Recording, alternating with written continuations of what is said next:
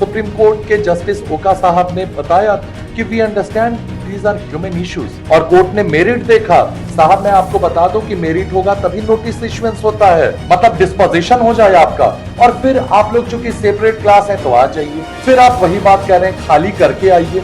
खाली ही क्यों करें? आप ये बताइए कि हाईकोर्ट का ऑर्डर तो शुरू से ही आ रहा है, पिछले साल भी आया, तो वहां 40 लोग ऑक्यूपेंट अलग चले जाते हैं। क्या है apex court, supreme court of India? आप वहां बिना एग्जॉस्ट किए हुए आप चाहते हैं कि लोगों को हम अफरा तफरी में कर दें। इसी के लिए समीर दुबे जी आए। क्यों बैकफुट पे आ गई प्रशासन? क्यों बैकफुट पे आ गए वैसे वैसे लोग जो एकदम आवाताही में किए थे? अरे कोर्ट का तो बहुत पहले से आ रहा है ऑर्डर, आपने क्या कोर्ट का फॉलो किया? आप परिसमापक महोदय कभी रिक्वेस्ट किए प्रशासन को? मकान के साथ आपको रोजगार की व्यवस्था होनी चाहिए। नमस्कार, मेरा नाम हिमांशु है और अभी हमारे साथ एक और एक नेता, एक बेटा, तो दूसरी ओर एक नागरिक के साथ इस देश के अधिवक्ता बैठे हुए हैं। विशेष बातचीत होगी और बातचीत के लिए नाना प्रकार के मुद्दा हैं, उन पर बातचीत होगी, लेकिन कुछ आज हटकर बात करना। आज हम यह बात करेंगे कि विगत दिनों जो डालमिया नगर को लेकर के संघर्ष हुआ, तो जनहित के मुद्दों, जन का हित, जिसमें जनता का हित है, वो हम उसमें हमारा हित होना बहुत जलता है। एक और अधिवक्ता महोदय हैं, और सबसे बड़ी बात यह है कि जो अधिवक्ता महोदय हैं उस क्षेत्र के, जिस डालमिया नगर क्षेत्र की हम बात कर रहे हैं, हम अधिवक्ता के रूप में अपीयर हुए हैं, वर्क किए हैं, और अभी हम इलाहाबाद हाई कोर्ट के लखनऊ बेंच में हैं और इलाहाबाद भी देखते हैं। डालमिया नगर के मुद्दे में आप हमसे क्या जानकारी चाहते हैं? वहाँ की जो लड़ाई थी, उसकी जो जीत है, इसको पूरी मानी जाए कि अधूरी मानी जाए? देखिए, वहाँ का जो डालमिया नगर के रोहतास इंडस्ट्रीज लिमिटेड इन लिक्विडेशन, वो परिसमापन में है, अभी लिक्विडेशन में है, और इसके लिए आपको हम अभी तक किसी ने बताया नहीं बताया। कोई ऐसे भी व्यक्ति का क्लिप हमने देखा था जो कि एक बहुत गण्यमान्य व्यक्ति हैं, लेकिन उनको पूरी जानकारी नहीं थी और मंच पे आ गए। तो ऐसा नहीं है, वो हम उसका reason best known to him only, कि वो कैसे मंच पे आ गए, किसने उनको मंच पे लाया, और बिना अधूरी और कोई जानकारी के बिना वो किस लिए आए थे, पर्पस क्या था उनका आने का।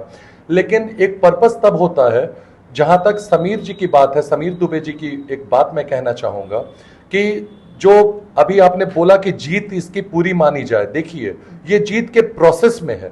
1% केसेस में नोटिस इशू होता है, और ये कोर्ट का अधीनस्थ मामला है, अभी 11th को लिस्टिंग पे डेट है, लेकिन नोटिस इशू हुआ और स्टेटस को हमारे माननीय जस्टिस अभय एस ओका साहब ने और मित्तल साहब की खंडपीठ ने अभी एक रिलीफ दिया है कि, और मैं उस दिन कोर्ट में था, मैं सुप्रीम कोर्ट में था, और 2 पिटीशन वहां पे दायर हुई हैं। एक जो शुरू से पैरोकारी करते आए हुए हैं, एक ट्रेड यूनियन के नेताजी श्री गिरजानंदन सिंह जी, वो 468 की रिप्रेजेंटेटिव कैपेसिटी में, उसमें भी हम हैं, मतलब मेरे पिताजी हैं, ऐसा नहीं है कि अलग है, लेकिन उन्हीं के केस को और मजबूती प्रदान करने के लिए डायरेक्टली 10-11 एक्स एम्प्लॉइज और भी गए हैं जो पिटीशन फाइल किया है, जिन्होंने स्पेशल लीव पिटीशन, आर्टिकल 136 के अंदर स्पेशल लीव पिटीशन होता है।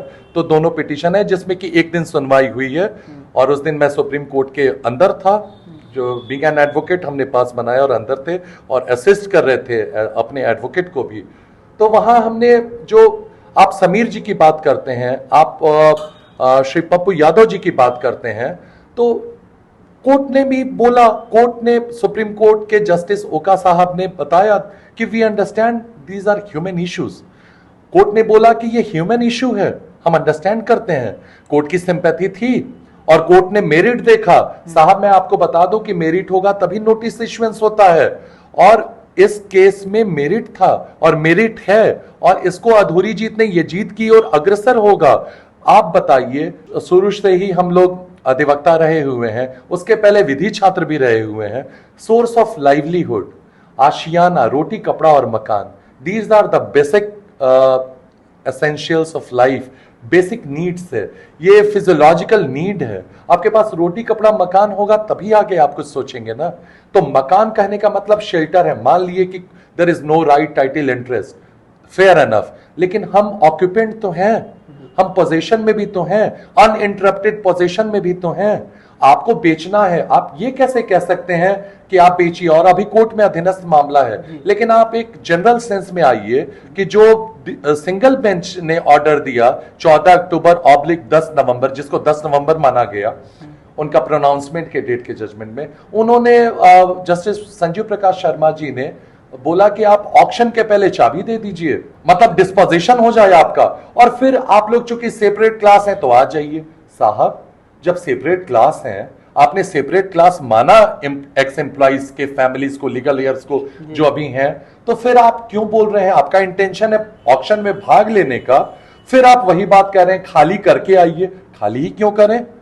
जो ले पाएगा वो ठीक। जस्टिस ओका साहब ने भी यही बोला कि वी आर इशूइंग, पहले ही एडवोकेट साहब ने भी, हमारे जो पटवालिया पीएस पटवालिया साहब, आपको बता दें अभी सुप्रीम कोर्ट के जज रहते पटवालिया साहब, जो अधिवक्ता थे और बहुत अच्छा अधिवक्ता, हमारे जो ग्रुप में चंदा तहसील के हर लोगों से जो लोग गए थे, वो एक अच्छे वकील रखे, तो इस बार संतुष्ट हैं। जो अच्छे वकील, जो अच्छा काम होगा उसको हम लोग जग थपथपाई करेंगे। लेकिन आप ये बताइए कि हम हर अच्छी चीजों की बड़ाई करें और आप किसी अच्छी चीज में केवल नुक्स निकालिए। समीर दुबे यही है। समीर दुबे का कहने का अर्थ वहां पे, 2 सवाल सुनिए, 1 मिनट हम अपनी बातों को पूरी कर दें। लीगैलिटी, हम लीगल इफेक्ट बता रहे हैं। समीर दुबे आए वहां पे आशियाना इतने शॉर्ट नोटिस पे, इतने मास को, डेट वाज अनप्रैक्टिकल। आप ये बताइए कि हाईकोर्ट का ऑर्डर तो शुरू से ही आ रहा है, पिछले साल भी आया, तो वहां 40 लोग ऑक्यूपेंट अलग चले जाते हैं। क्या है 40 लोग ऑक्यूपेंट, चाहे हम ऑक्यूपेंट, हम तो एक्स एम्प्लॉइज के लड़के हैं, हम तो एक्स एम्प्लॉय के लड़के हैं। मेरे पिताजी ने सर्व किया है, जो 24 नवंबर 1995 के पहले एक दिन भी सर्व किया वो एक्स एम्प्लॉय हो गया। लेकिन उसके बाद जो रह रहे हैं हम उसमें नहीं आना चाहते हैं, लेकिन घर में सब लोग तो रह रहे हैं। एक due process of law follow करने के बाद तो होगा।